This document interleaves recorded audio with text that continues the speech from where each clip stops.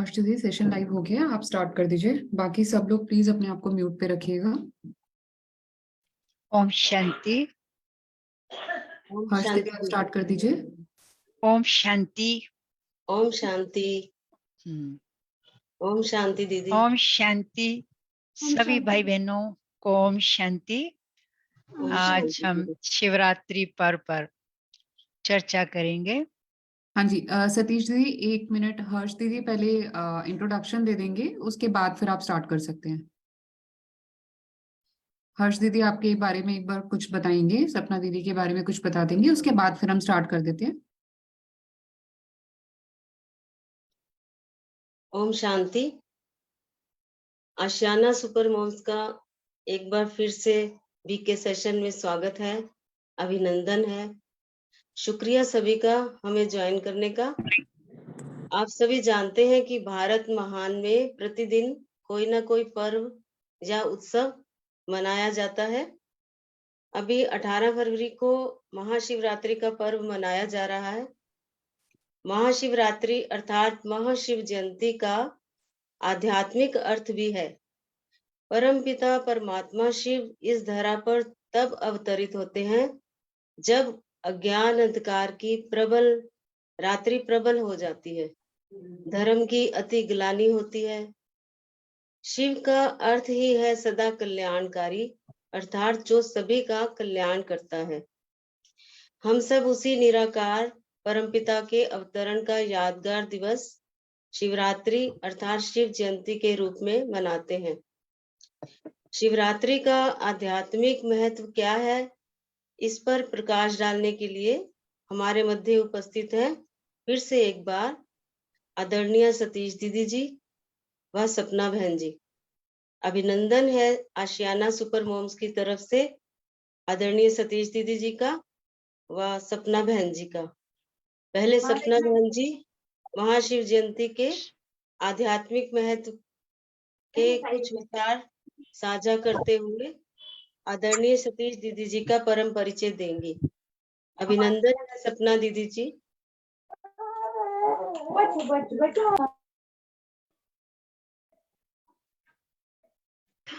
ओम शांति। ओम शांति जी सभी को। ओम शांति।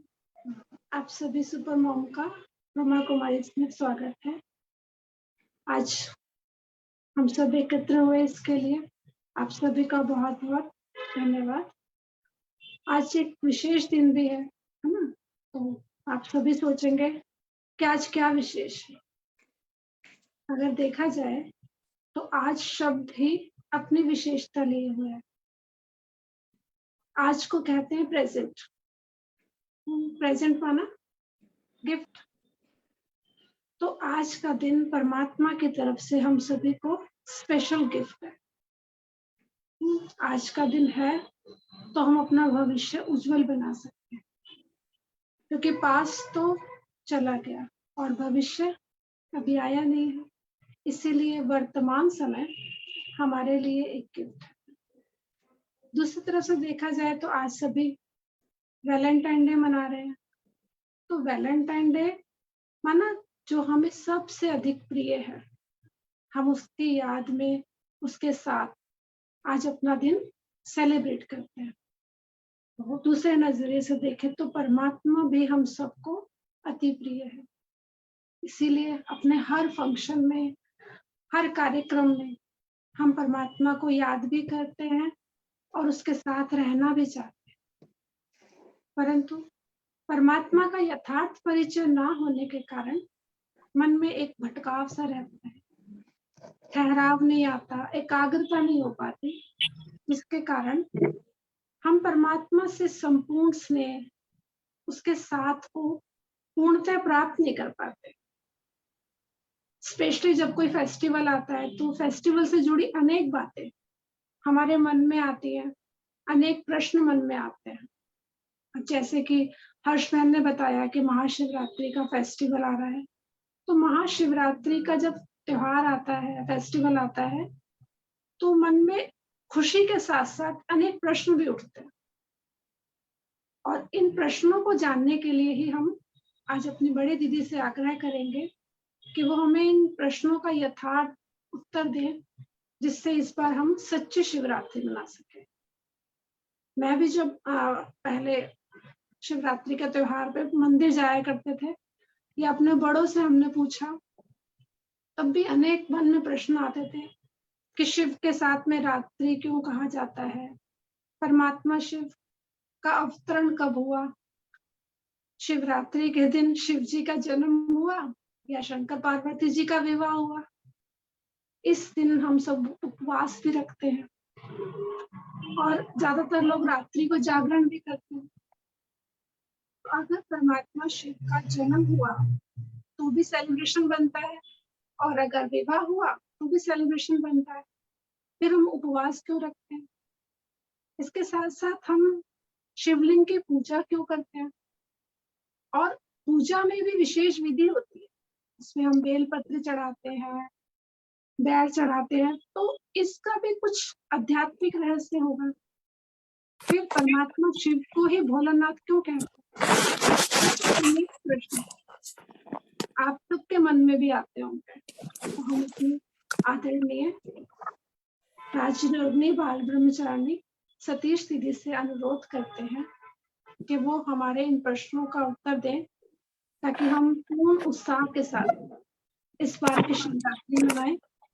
आप सभी सतीश दीदी से परिचित हैं, और फिर भी पुनः संक्षिप्त में हम उनका परिचय देना चाहते हैं। दीदी जी बाल्यकाल से ही राजयोग का अभ्यास कर रहे हैं और साथ साथ दिल्ली जोन के ट्रांसपोर्ट एंड ट्रेवल विंग के कोऑर्डिनेटर भी हैं। दीदी के अभ्यास से ही 40 से 50 ब्रह्मा कुमारी पाठशालाएं और 5 सेवा केंद्र चलते हैं। दीदी जी सादा जीवन उच्च विचार के साथ हमने दीदी को देखा है। इन सभी के साथ अपनी वाणी को विराम देते हुए दीदी जी से उनके आशीर्वचन सुनते हैं। के सतीश दीदी जी, आप सबका इस सत्र में स्वागत है। ओम शांति दीदी।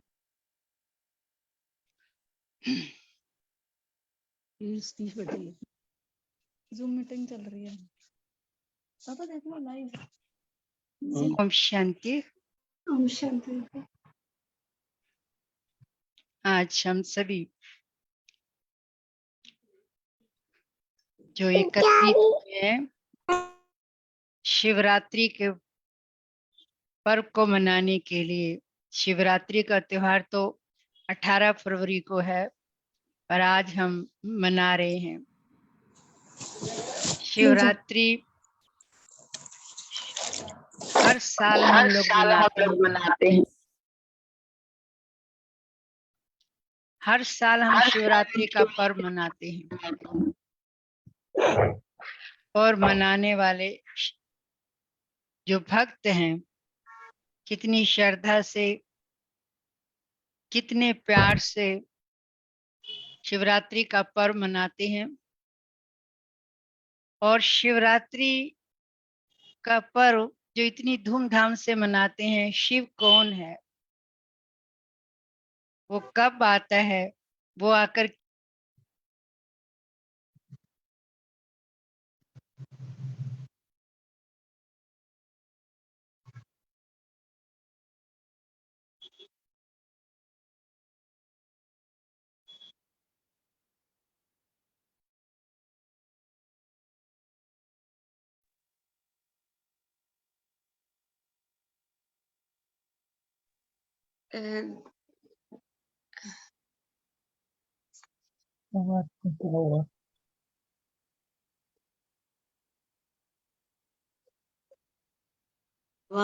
आवाज नहीं आ रही है।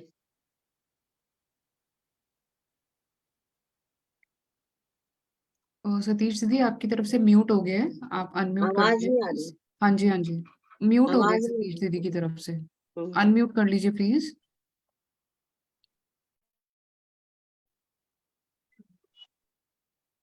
हाँ जी, अब आ रही।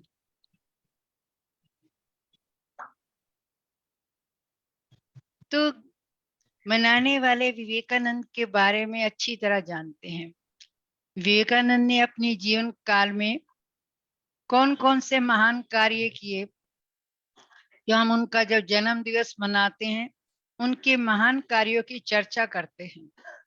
महात्मा गांधी की जयंती मनाते हैं तो भी जो महात्मा गांधी की जयंती मनाने वाले उसके जीवन काल में क्या क्या उन्होंने अपने जीवन में त्याग किया, क्या कुर्बानी की, कैसे देश को आजाद कराया, अच्छी तरह से जानते हैं। उसी प्रकार परमात्मा शिव की जयंती तो हम हर वर्ष मनाते हैं, पर उसके बारे में हमें पूर्ण रीति से परिचय नहीं होता है कि शिव कब आया।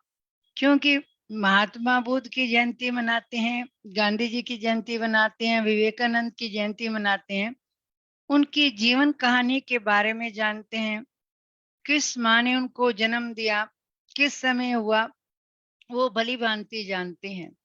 परंतु परमात्मा शिव के बारे में हर वर्ष हम शिवरात्रि मनाते हैं।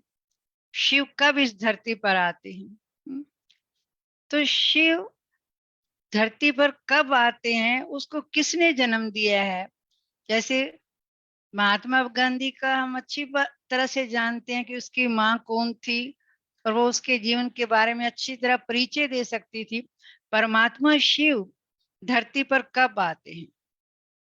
परमात्मा शिव को जन्म देने वाली कोई माँ नहीं है जो उतनी शक्तिशाली आत्मा को जन्म दे।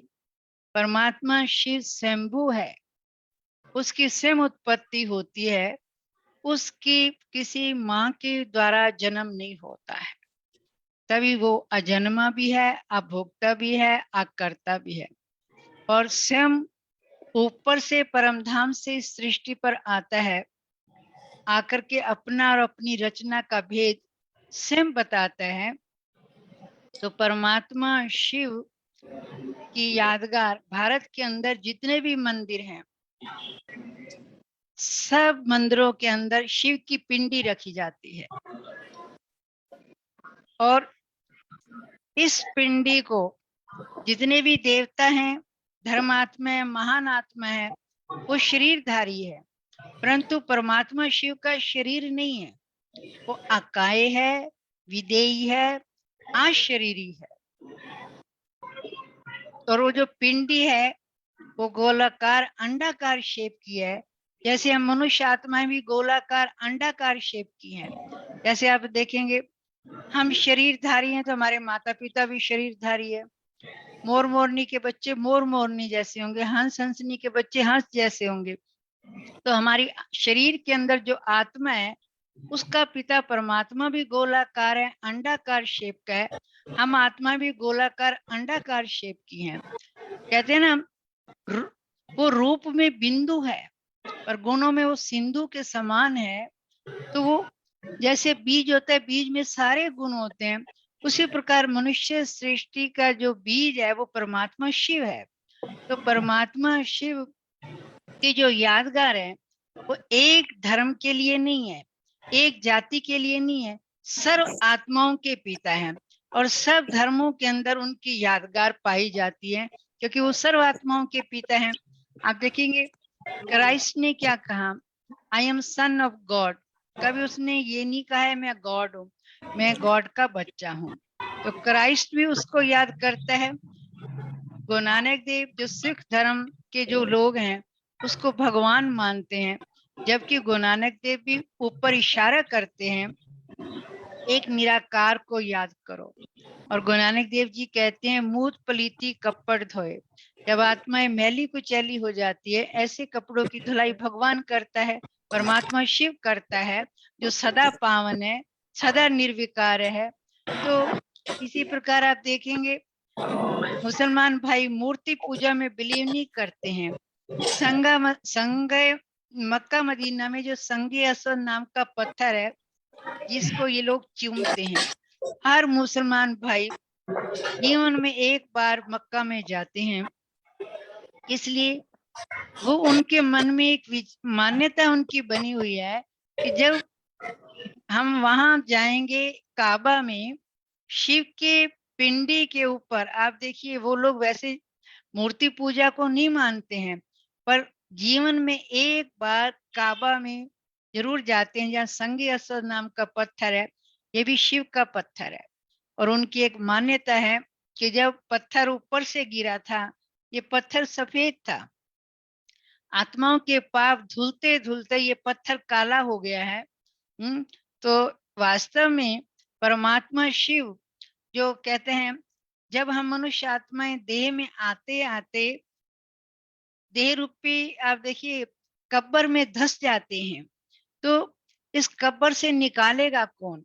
जो निर्बंधन होगा, जो सदा मुक्त होगा, जो सदा निर्विकार होगा, वही तो आकर के हमें इस देह के बंधन से छुड़ा सकता है, मुक्त कर सकता है।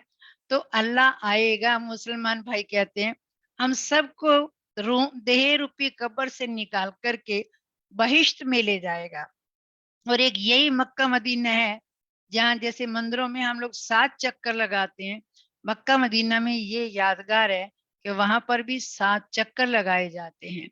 इसी प्रकार आप देखेंगे जो हमारे जापान के अंदर बोधि लोग हैं, ये भी अपनी माइंड को कंसंट्रेट करने के लिए शिवलिंग का एक स्टैंड 2-3 फुट का स्टैंड होता है, यहाँ शिव की पिंडी है, कहते हैं इस पिंडी पर ध्यान केंद्रित करने से बुद्धि एकाग्र हो जाती है।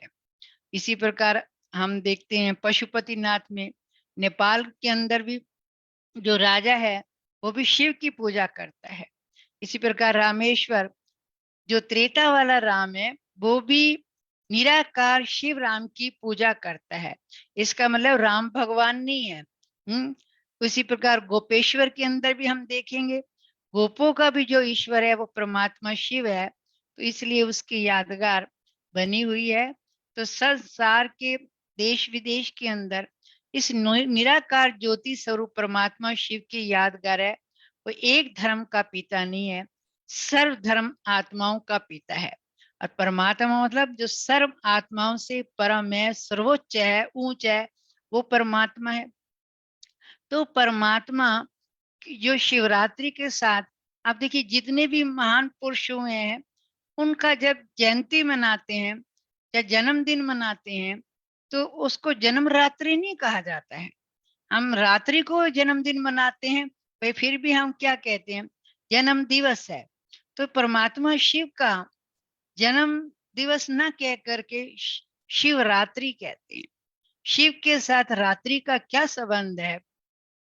रात्रि का संबंध ये है कि जब शिव का मतलब है कल्याणकारी, हितकारी, शुभकारी, उसका मतलब ये परमात्मा कब आते हैं इस धरती पर, ये एक वायदा है जब जब धर्म की अति ग्लानि होती है, पापाचार अत्याचार बढ़ते हैं, जब लोग धर्म भ्रष्ट हो जाते हैं, कर्म भ्रष्ट हो जाते हैं, जीवन के अंदर दिखावा आडंबर रह जाता है, पाप का बोलबाला होता है, जब कोई किसी की बात सुनने वाला नहीं रहता है, तो कहते हैं ना, एक बार भगवान से किसी ने प्रश्न किया कि भगवान कब आते हैं। भगवान को अपना वायदा निभाने के लिए कहा गया जब जब धर्म की ग्लानि होती है, पापाचार बढ़ते हैं, मैं तब आता हूँ। उसकी पहचान क्या होगी? तो कहते हैं एक बार भगवान से पूछा उसकी क्या पहचान होगी, पांडवों ने पूछा, तो परमात्मा ने कहा कि देखो आप 1 घंटे में सारे स्थानों का भ्रमण करके आओ, कि वहां आकर के फिर मुझे बताना कि क्या हालत है इस संसार की। 5 भाई जब जाते हैं तो एक भाई क्या देखता है, एक हाथी है, उसके 2 सूंड है, और उसको बड़ा अचंभा लगता है कि आज तक तो मैंने जो हाथी देखा है वो एक ही सूंड वाला होता है, ये 2 सूंड क्यों है? फिर दूसरा भाई क्या देखता है, वो ये देखता है एक मतलब गाय है और बछड़ी का दूध पी रही है। तो बहुत उसको हैरानगी हुई कि गाय बछड़ी का दूध पी रही है जबकि बछड़ी गाय का दूध पीती थी। फिर तीसरा भाई क्या देखता है, वो देखता है एक पक्षी है और उसके पैरों में मंत्र लगे हुए हैं। तो उसको बहुत ये बात लगती है, ये क्या है, ये पक्षी है, इसके साथ पाँव में मंत्र है और ये नोच नोच करके खा रहा है मांस को, तो बहुत अजीब लगा। फिर दूसरा भाई क्या देखता है, वो ये देखता है एक कुआं है और एक कुआं भरा हुआ है, एक कुआं खाली है, फिर एक कुआं फिर भरा हुआ है। जो खाली कुआं है उसको भरा जा रहा है। फिर एक और भाई क्या देखता है कि एक ऊपर से एक पत्थर है, पहाड़ों से पत्थर गिरते गिरते अनेक पेड़ों को तोड़ देता है, अनेक चट्टानों को तोड़ देता है। और वो एक घास के तिनके में जब रुकता है आकर के, तो इस संसार की जो दशा खराब हो गई थी उसको कैसे उसका विनाश करके और राजयोग की शिक्षा दे करके, ज्ञान योग की शिक्षा दे करके आत्माओं को कैसे जगा करके अपने घर ले जाता है। तो इन बातों का जब उसने भगवान के सामने प्रश्न किया तो भगवान ने उसका रहस्य क्या बताया। कहा कि जो एक हाथी है उसके 2 सूंड है। जब घोर कलयुग होगा तो तब जो सत्ता को चलाने वाला होगा, राज्य करने वाला होगा, वो गरीब को भी खाएगा, अमीर को भी खाएगा। उसके अंदर दया, प्रेम, करुणा, रहम की भावना नहीं होगी। तो क्या वो आज का समय नहीं है? तो पूछा उसने, भगवान ने उनसे, क्या आज का समय नहीं है? वो आज का ही तो समय है। फिर दूसरा ये कहा कि जो एक गाय है वो बछड़ी का दूध पी रही है। तो अब आप देखिए, ऐसे तो बछड़ी गाय का दूध पीती थी। जब घोर कलयुग आएगा तो माता पिता अपनी बेटी की कमाई खाएंगे। तो आजकल आप देखो किस तरह से माँ बाप बेटी की कमाई खा रहे हैं, कितने डाइवोर्स केस करती हैं।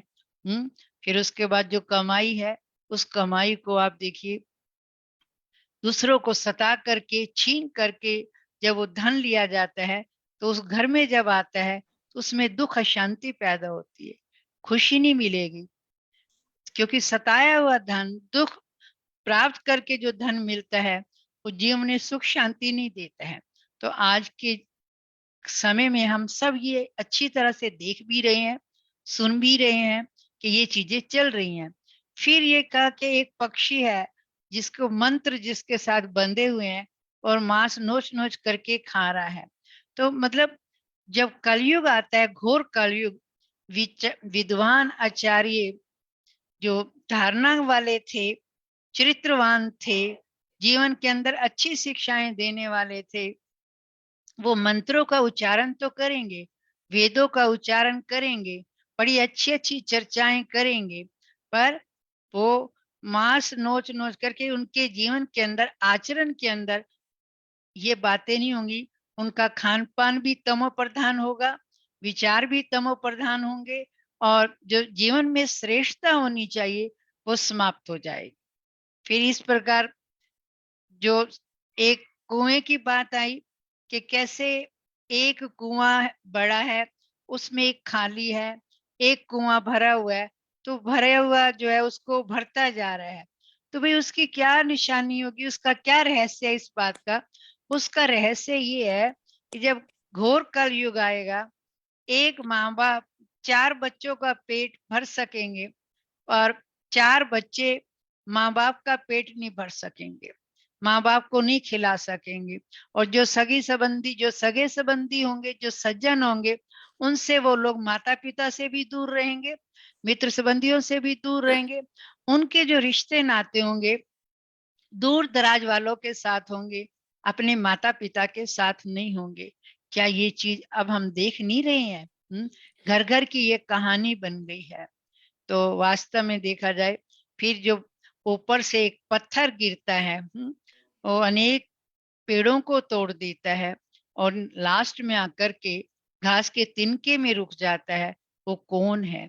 जो गोलाकार ज्योतिकार परमात्मा शिव ज्योति बिंदु है, जो अनेक आपदाएं विपदाएं आती हैं, कष्ट आते हैं, उन सब को पार करता हुआ लास्ट में ज्योति बिंदु परमात्मा इस धरती पर जब आता है, वो ज्ञान योग की शिक्षा दे करके मनुष्य आत्माओं का उद्धार करता है, कल्याण करता है और अब आने वाला जो समय है वो सुंदर दुनिया आने वाली है, जिसके लिए हम भगवान को पुकार रहे थे कि आप जब धरती पर आओगे, इस धरती को आप स्वर्ग बनाएंगे। ये भारत देश है। अब फिर पुनः राजयोग की शिक्षा से, ज्ञान का मतलब है प्रकाश, ज्ञान का मतलब है रोशनी। आप देखेंगे जितने भी क्या कहते हैं, अंधकार से प्रकाश की ओर। अब तो देखा जाए दुनिया में बहुत उजाला है, कितनी रोशनी है, पर ये रोशनी बाहर की रोशनी है। और जो परमात्मा आकर के ज्ञान की रोशनी देते हैं, आत्मा का जो दीपक जगाते हैं, उससे हम अंधकार से प्रकाश की ओर जाते हैं। पाप क्या है, पुण्य क्या है, अच्छा क्या है, बुरा क्या है, तो ये पूरा ज्ञान देते हैं। तो परमात्मा की ऐसे समय पर, घने अंधेरी रात के समय पर परमात्मा आते हैं। तो परमात्मा की याद में भक्त लोग क्या करते हैं, आप देखेंगे जब शिवरात्रि का दिन होता है तो व्रत करते हैं, पूजा पाठ करते हैं, उपवास करते हैं, उस दिन जागरण भी करते हैं रात। क्या हम एक दिन जागरण करें? बस एक शिवरात्रि के दिन जागरण करें? वास्तव में जागरण हमारा रोज का होना चाहिए कि हम अपनी आत्मा का दीपक जगाएं।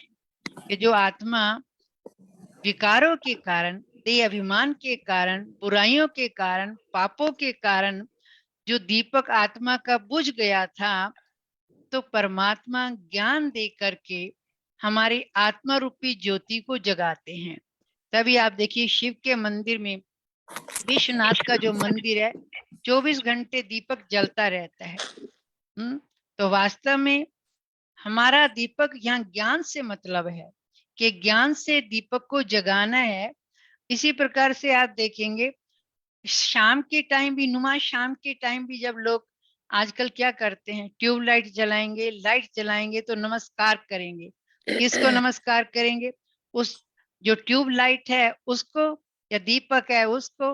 वास्तव में उसका दीपक सदा जलता रहता है। परमात्मा जो निर्विकार है, पावन है, अखंड ज्योति है, जिसका दीपक बुझता नहीं है, और वो दीपक अनेक दीपकों को जगाता है। तभी भक्त लोग संध्या के समय नमस्कार करते हैं। हे परमात्मा, आपने हमारी ज्योति को जगाया, आपने हमारे जीवन को बनाया, आपने हमारी डूबती नैया को पार लंघाया। ये परमात्मा शिव के लिए कहते हैं। और जागरण मतलब भक्त लोग रात भर जागरण करते हैं, वो भी शराब पी करके जागरण करते, ओ माँ करके पुकारते हैं। वास्तव में कोई माँ प्रसन्न होती है उसका बच्चा शराब पी करके माँ माँ करके पुकारे? तो वास्तव में शिवरात्रि के दिन लोग बकरे की बलि भी चढ़ाते हैं। और जबकि जीव घात महापाप है, कौन सा हम लोगों को बलि चढ़ाना है? अब आप देखेंगे मैं की बलि, जो देह अभिमान है, अहंकार है, जो विकार है, उसकी बलि हम चढ़ाएं, ना कि किसी जीव का घात करके। वो उसकी आत्मा कितनी तड़पती है, कितनी रोती है, कितनी चिल्लाती है। वो पाप है या वो पुण्य है? तो हम अपनी बुराइयों की बलि नहीं चढ़ाते हैं, विकारों की बलि नहीं चढ़ाते हैं, हम बकरे की बलि चढ़ाते हैं। बकरा क्या करता है? सारा दिन मैं करता है। मैं का मतलब है देह अभिमान। मैं से ही सारी बीमारियां हैं, मैं से ही सारे विकार पैदा होते हैं। तो इन विकारों को परमात्मा के आगे हम अर्पित कर दें, उस पर नौछावर कर दें, ये उसको भेंट करे, तभी वो भोलानाथ है। कितनी जल्दी प्रसन्न होता है।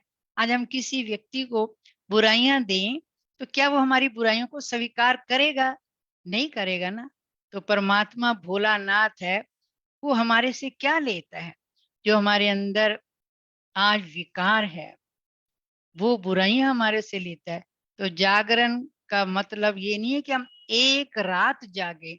परमात्मा 1936 से इस संसार में आकर के परकाया प्रवेश करते हैं, क्योंकि परमात्मा शिव का शरीर नहीं है, तो इस कार्य को कैसे करे? परमात्मा को अपना कार्य करने के लिए जब दुख का समय होता है जब कोई किसी की बात सुनने वाला नहीं रहता है, लोग चिंतित होते हैं, परेशान होते हैं, आत्मिक रीति से कमजोर हो जाते हैं, मानसिक रीति से रोगी हो जाते हैं, तो तब भगवान को आना पड़ता है। वो युगे युगे नहीं आते हैं। सतयुग त्रेता में भगवान को आने की दरकार नहीं, तब ये भारत भूमि देवताओं की भूमि होती है।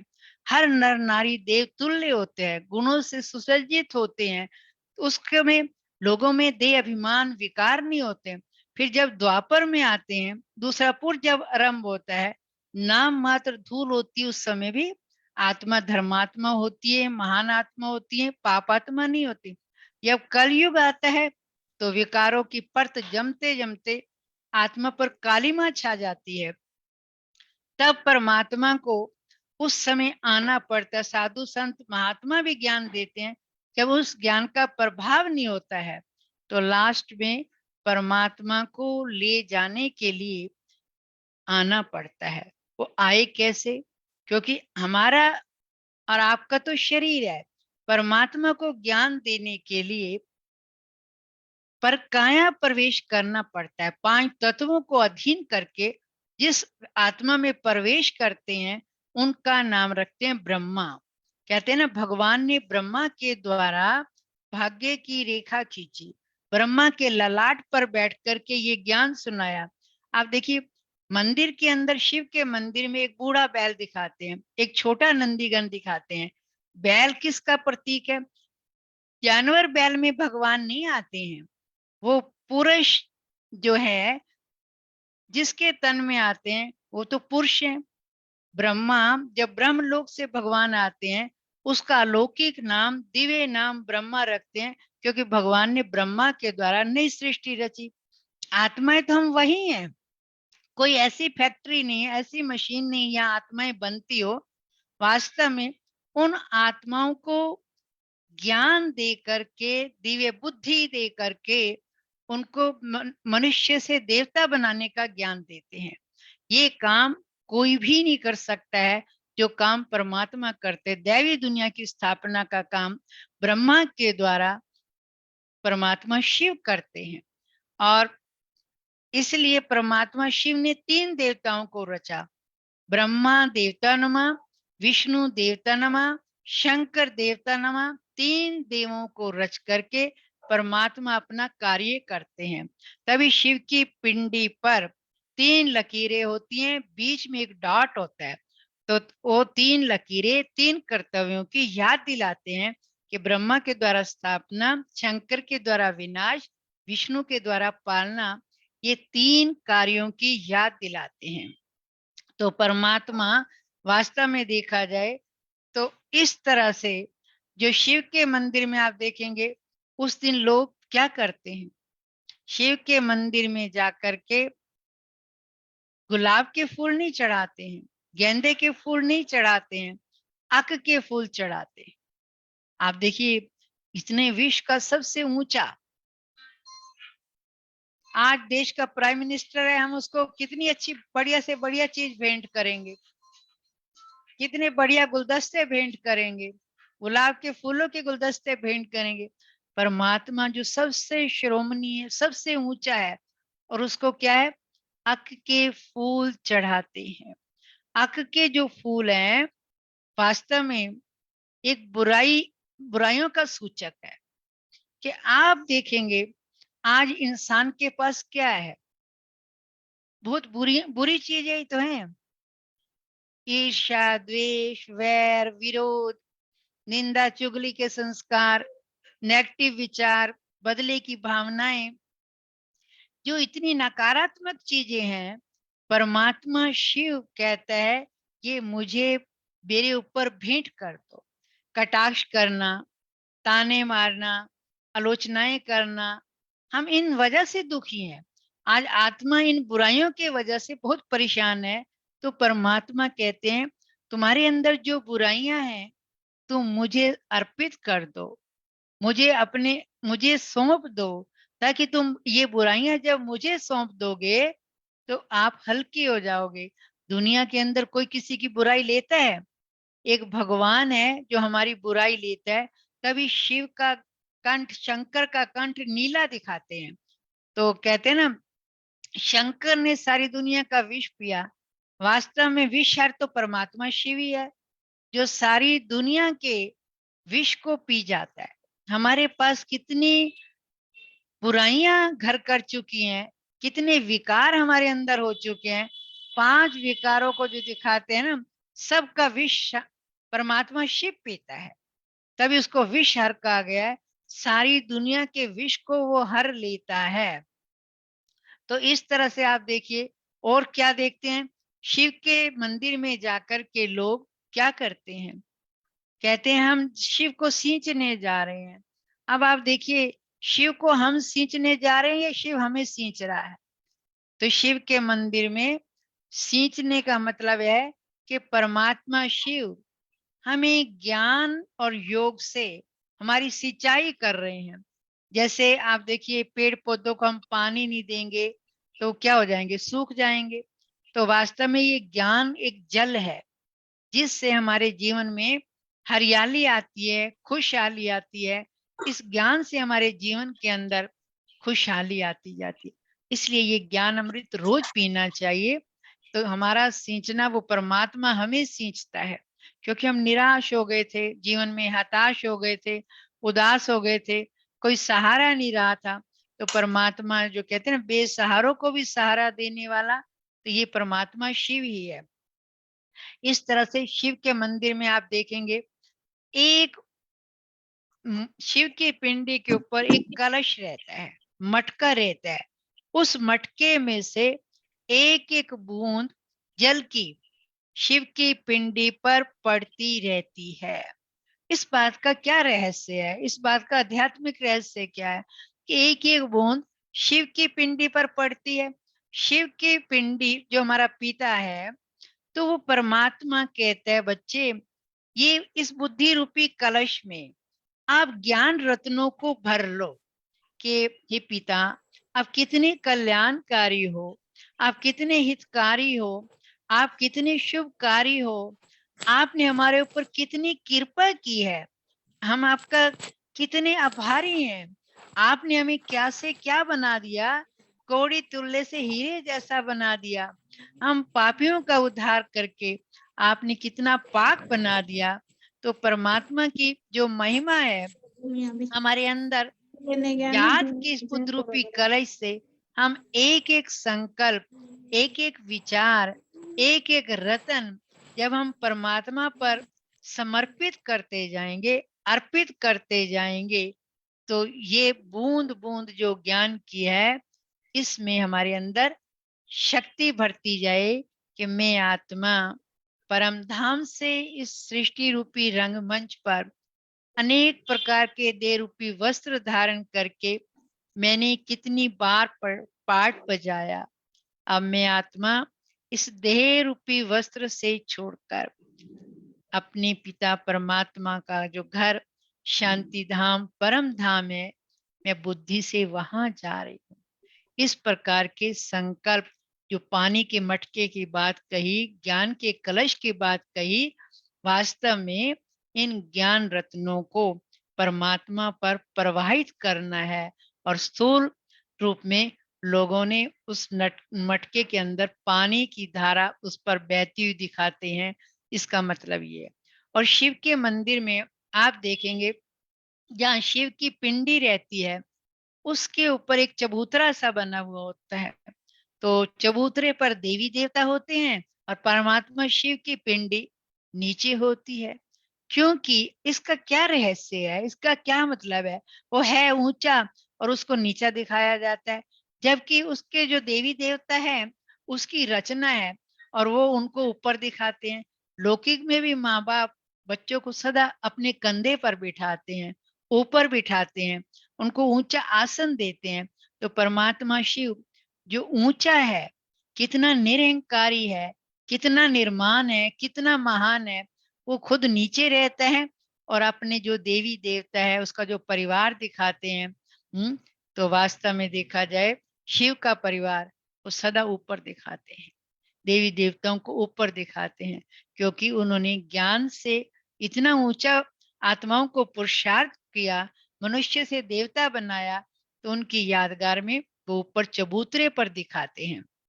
और शिव के मंदिर में आप देखेंगे कि एक जो शालिग्राम है, जब भक्त लोग मंदिर में जाते हैं तो वो शिवलिंग जो शालिग्राम है, शिव की पिंडी पर जल चढ़ाने के बाद शालिग्रामों पर भी जल चढ़ाते हैं।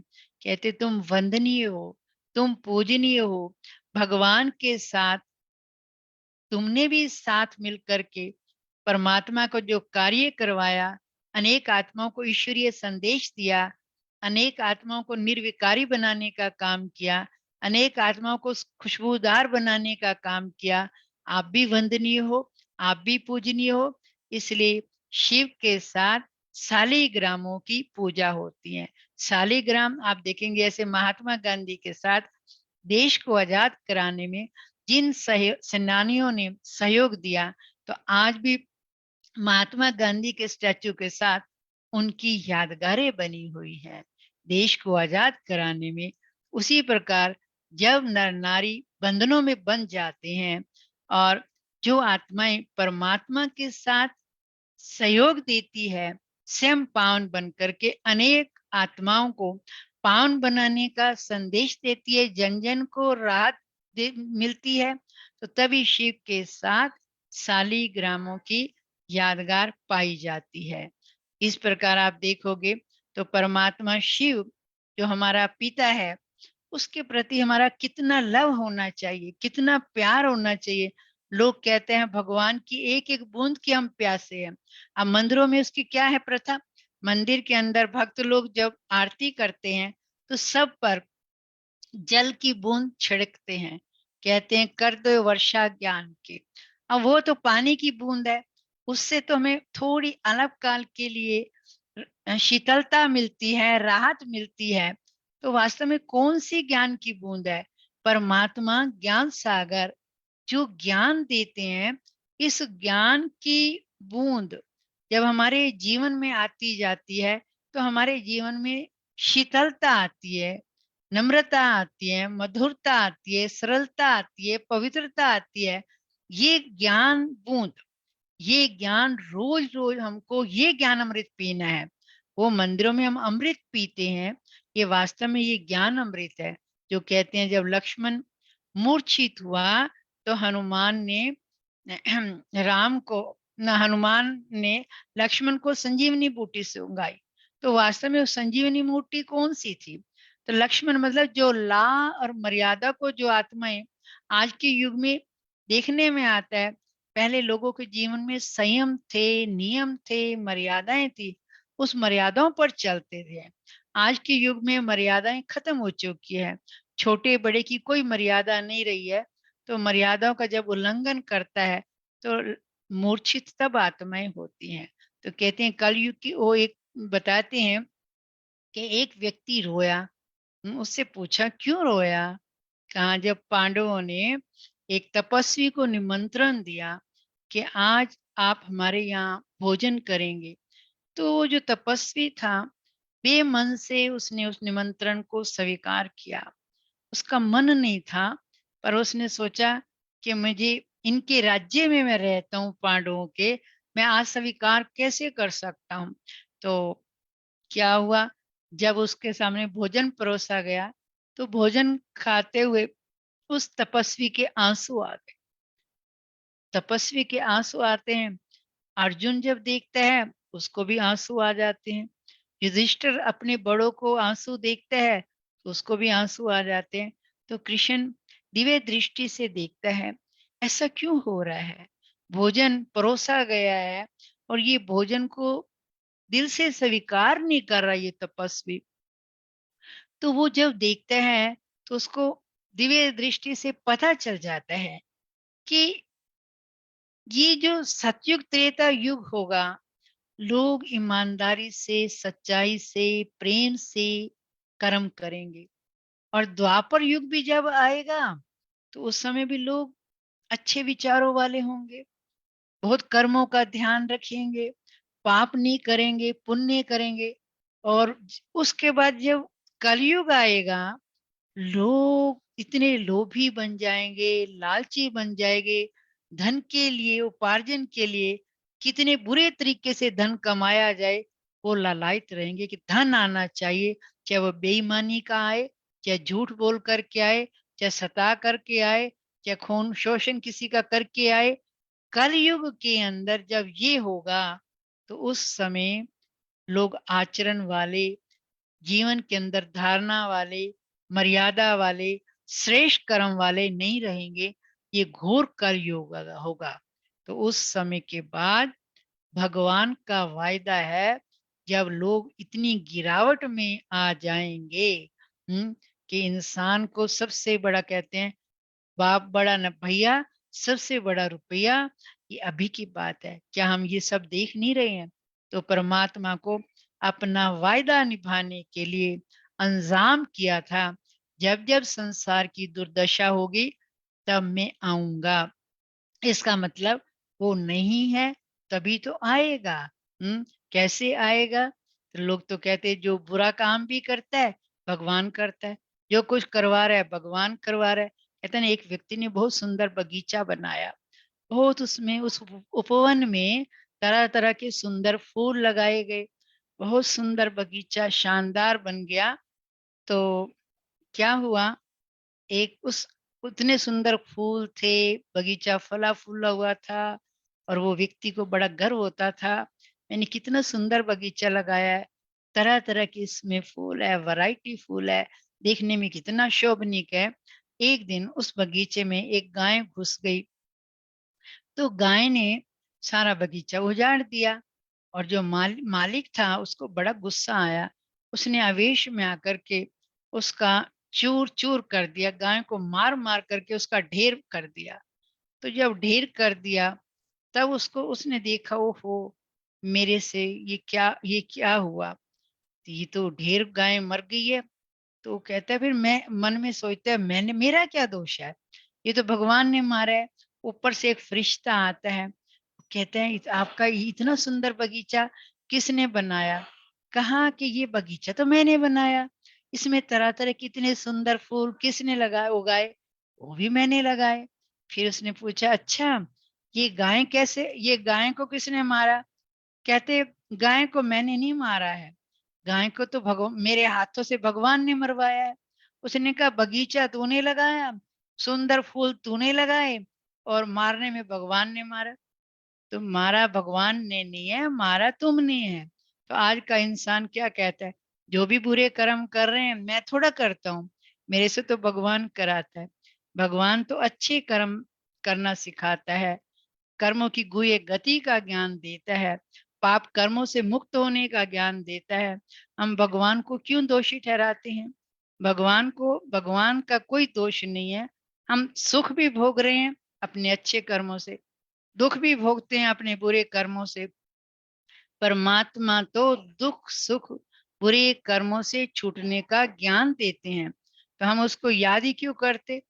जब वो हमें दुख देता है, उसको कहा गया दुख हरता सुख करता, वो वास्तव में सारी दुनिया के दुख को हरता है, सुख देता है। कि मेरे बच्चों, मैंने जब इस संसार में तुमको भेजा था, ये देव दुनिया थी, ये कितनी श्रेष्ठ दुनिया थी, निर्विकारी दुनिया थी। पाप कर्म करते करते अब ये विकारी बन गई है, तो मुझे पावन बनाने के लिए, निर्विकार बनाने के लिए राजयोग की शिक्षा देनी पड़ती है। तो परमात्मा शिव के जो कई लोग मंदिर में और भी क्या करते हैं, घड़ियाल बजाते हैं, जागो जागो भगवान कहते हैं। अब पूछो, भगवान सोया हुआ या हम सोए हुए हैं? भगवान 1936 से आकर के हमें जगा रहे हैं, हे आत्माओं जागो। ऐसा नहीं है हम नींद नहीं करे इसको जागना कहते। अंदर से जो हम सो गए हैं, बुद्धियां मलिन हो गई हैं, हमें उससे जागना है। तो वो जब उसके लिए ये परमात्मा ये ज्ञान हम बच्चों को देते हैं, तो वास्तव में परमात्मा शिव की जो महिमा है वो अपरम अपार है, जिसका पार नहीं पाया जा सकता है। तो इसलिए वो क्या ज्ञान देता है, दुनिया में तरह तरह के ज्ञान है। देवता बनने, एक ऐसे डॉक्टर बनने का ज्ञान है, इंजीनियर बनने का ज्ञान है, साइंटिस्ट बनने का ज्ञान है, परंतु परमात्मा का जो ज्ञान है वो मनुष्य से देवता बनने का ज्ञान है।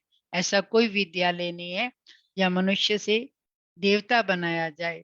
तरह तरह की डिग्रियां लेते हैं, पर इस एक डिग्री से हमारे अंदर सब गुण आ जाते हैं। तो परमात्मा के अनेक जो नाम है सिद्ध करते हैं पाप कटेश्वर, हमारे पापों को काटने वाला भी वही है। और आप देखेंगे कितने इस समय हम पापी आत्माएं बन चुकी हैं, तो उसको बार बार सिमरन करने से, बार बार याद करने से वो हमारे अंदर तब वो गुण आएंगे। तो जो शिव नाम है वो शरीर का नाम नहीं है। आज शरीर के नाम तो अनेकों के हैं, पर परमात्मा का जो नाम है वो आत्मा का नाम है, स्वकथित नाम है। और शिव का अर्थ ही है कल्याणकारी, हितकारी, शुभकारी। मनुष्य तो जिसके साथ प्यार होगा उसका हित करेंगे, जिसके साथ नहीं होगा उनका अहित करेंगे। परमात्मा सबका पिता है, वो सबका कल्याणकारी है, वो दाता है। आज हम भगवान को पाने के लिए तरह तरह की यात्राएं कर रहे हैं, तीर्थ यात्राएं कर रहे हैं, जप तप भी कर रहे हैं, पूजा पाठ भी कर रहे हैं, फिर भी हमारे अंदर परिवर्तन नहीं हो रहा है। फिर भी हमारे पाप बढ़ते जा रहे हैं। गंगा जमुना में डुबकियां भी लगा रहे हैं, रोज जाप भी करते हैं, गायत्री मंत्रों का उच्चारण करता है। इसका मतलब ये क्योंकि विधि सही नहीं है। हम रट रहे हैं पर जीवन के अंदर उन चीजों को नहीं ला रहे हैं। कहते हैं ना कि कैसे आज कोई शक्ति चाहिए तो दुर्गा के पास जाता है, कोई मन की इच्छा कोई जगदम्बा के पास, पुत्र चाहिए, धन चाहिए, कोई कामना है जगदम्बा माँ के पास जाते हैं, धन चाहिए तो लक्ष्मी माँ के पास जाते हैं, और बल चाहिए तो हनुमान के पास जाते हैं। तो अब ये अनेकों को याद करने की बजाय जो आप देखेंगे, वो कहते ना एक राजा था, उसके द्वार पर रोज एक मंगता आता था। तो मंगता को रोज अनाज मिलता था, कुछ पैसे मिलते थे। तो मंगता भी उसका गुणगान करता था राजा का कि ये राजा बना रहे और इसके द्वार से मुझे रोज कुछ न कुछ मिलता रहे। ऐसे कई साल हो गए, रोज मंगता जाता था द्वार से, राजा के महल से कुछ न कुछ लेकर के आता था और वो उसकी रोज गुणगान करता था। एक दिन क्या हुआ, मंगता के मन में आया, इस राजा को कौन देता है जो इसका भंडारा खुला रहता है, सबको बांटता रहता है, कभी खाली नहीं होता है।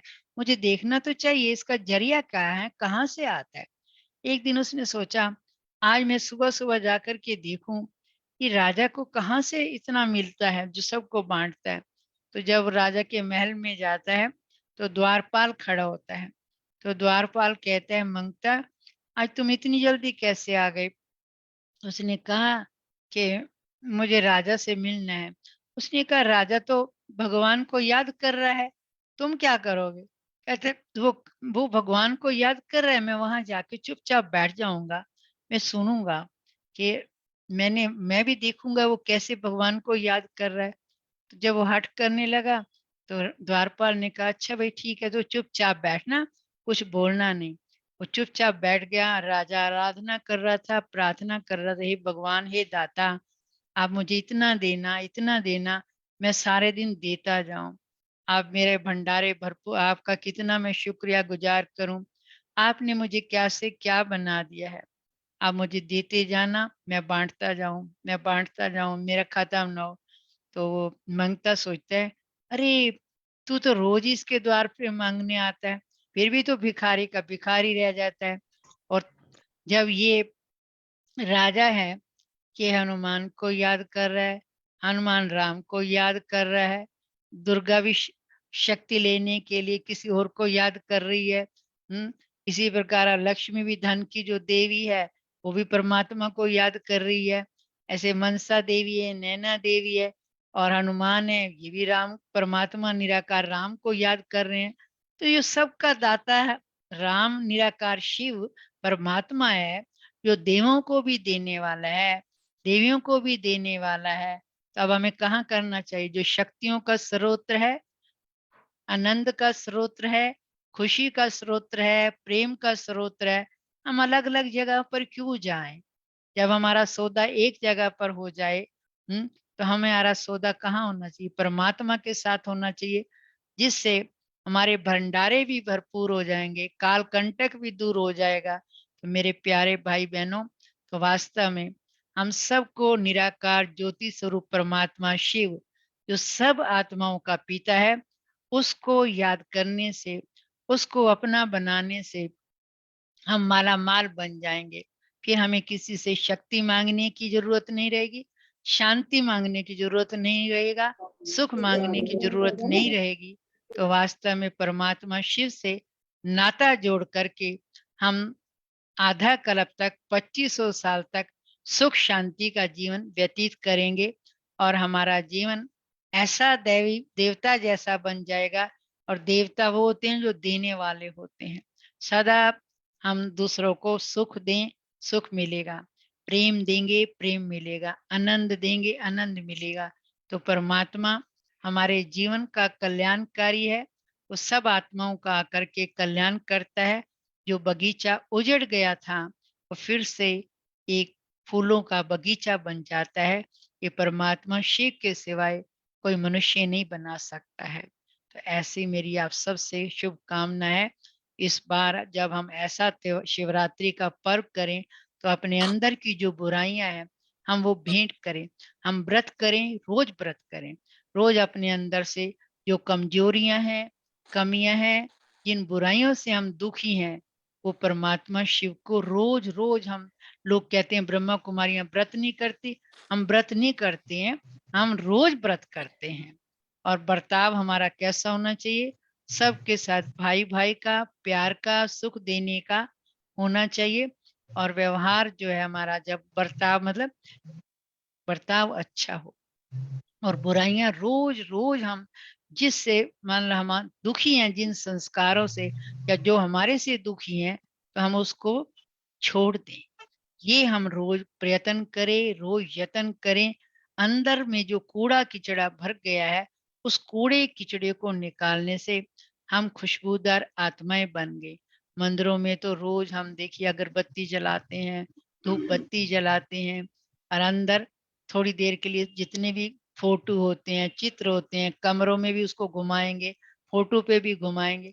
पर हमारे शरीर के अंदर जो मूर्ति आत्मा है, इसको हमें गुणों से खुशबूदार बनाना है, शुद्ध विचारों से पावन बनाना है। तो हमारी ऐसी आप सबके प्रति शुभकामना है कि बहुत जल्दी ये दुनिया जो हम नरक तुल्य देख रहे हैं, दुख धाम देख रहे हैं, फिर से ये स्वर्ग बन जाए, क्योंकि भारत ही स्वर्ग था। ओम शांति। हम परमात्मा को कैसे याद करें? तो ओम थोड़ा शांति दीदी जी, ओम शांति। ओम शांति। और दीदी आप ठीक हो? ओम शांति दीदी। ओम शांति। मैं तो ठीक हूँ। बहुत अच्छा आप लगा दीदी जी आज ओम आपकी क्लास। शांति। आप कौन बहन बोल रही हैं? सुमन बहन दी चाऊ से। आप अच्छा, वीडियो ऑन कर लीजिए, देखो।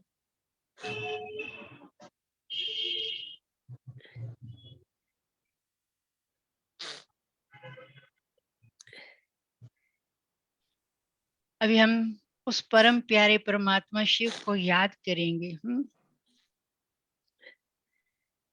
उसको ओम याद शांति करने दीदी जी। के लिए हमें कोई मंत्रों का उच्चारण नहीं करना है, कोई गाय मंत्रों को उच्चारण नहीं करना है।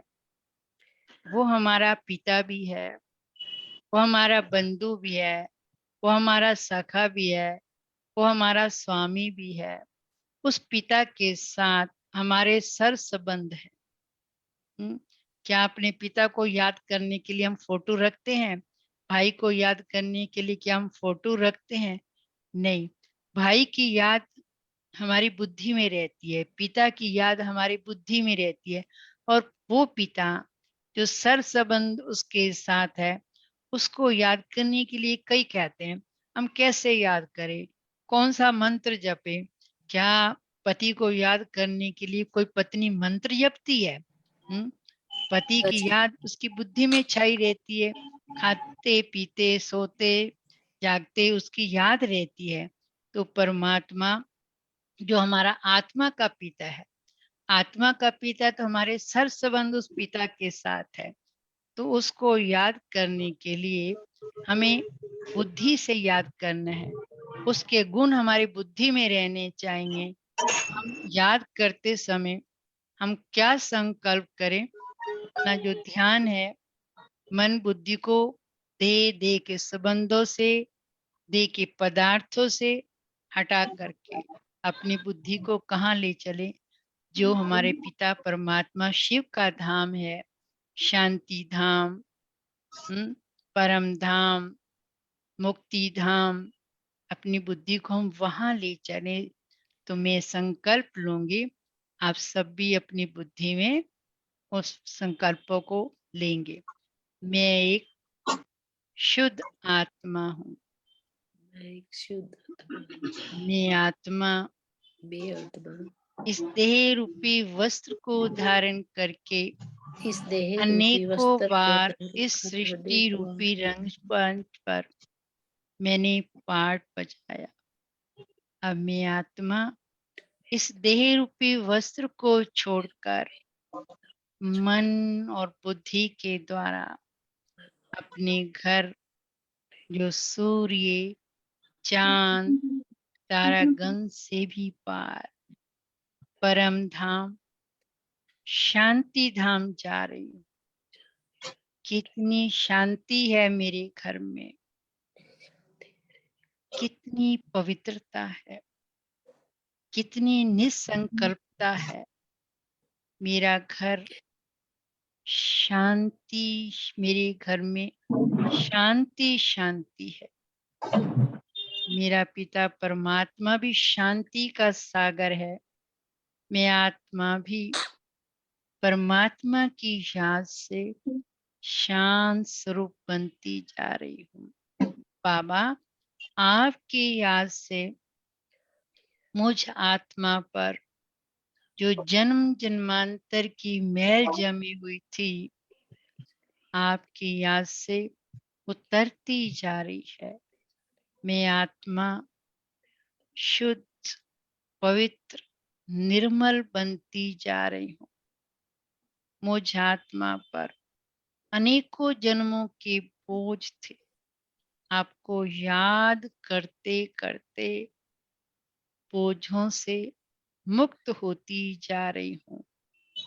आप कितने कल्याणकारी हो बाबा। आपने मुझ आत्मा का कितना कल्याण किया है। मैं आपका कितना शुक्रिया गुजार करूं बाबा। आपका कितना आभार व्यक्त करूं। आप ही मेरे सच्चे सच्चे मीत हो। आप ही बाबा मेरे खेवनहार हो। आप मेरी डूबती हुई नैया को पार लंघाने वाले हो। कितना शुक्रिया करूं बाबा, कितना शुक्रिया करूं मैं आपका। आप रूप में ज्योति बिंदु हो, गुणों में सिंधु के समान हो। आप शांति के सागर हो। आप आनंद के सागर हो।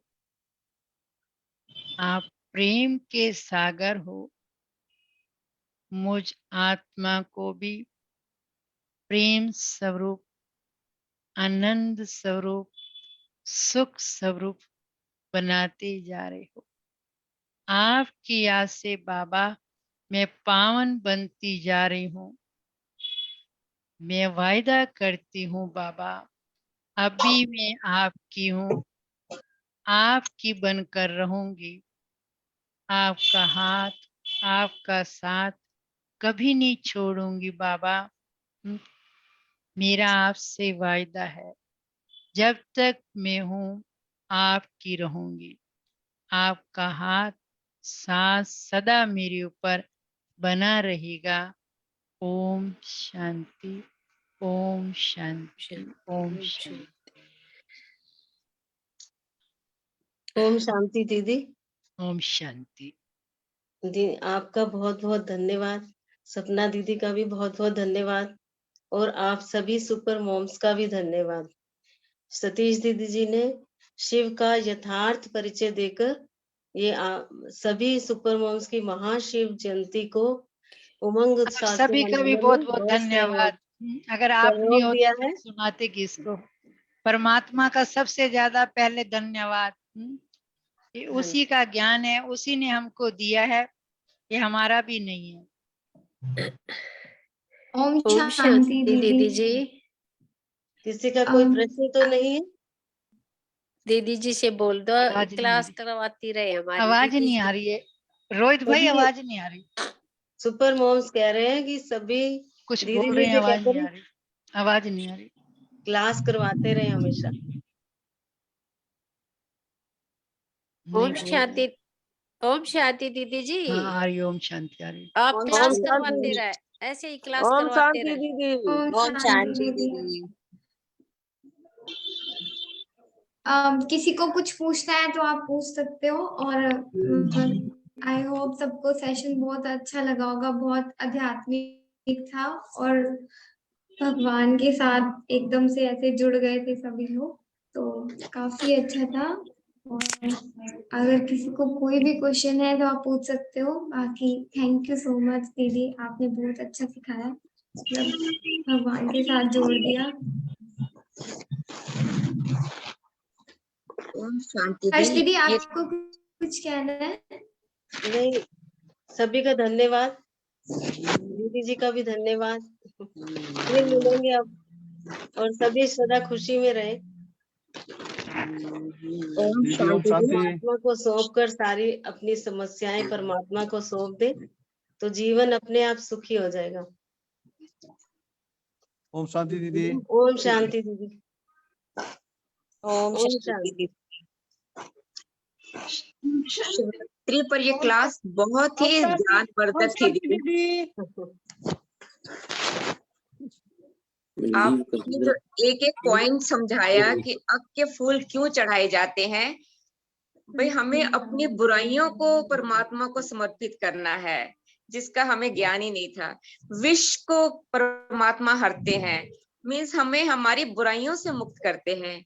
और परमात्मा को जल चढ़ाने का भी अर्थ बहुत अच्छा समझाया दीदी, कि वो हमें ज्ञान देते हैं और राजयोग सिखलाते हैं।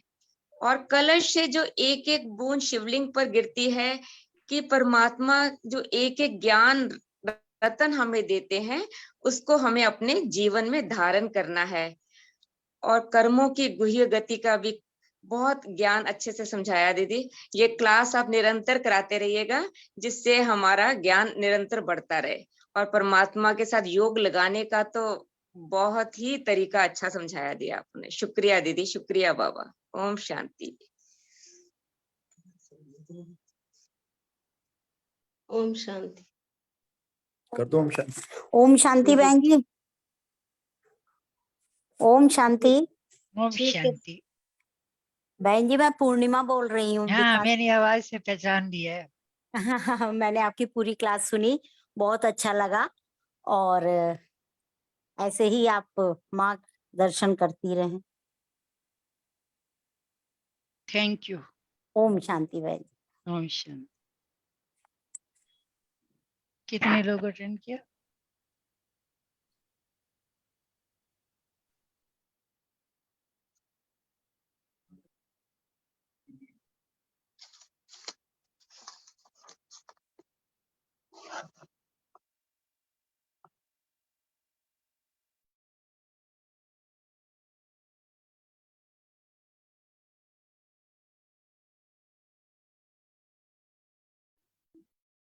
सबको ओम शांति। और अभी मीटिंग जो है ये क्लास हमारी थोड़े ओवर कर देते हैं।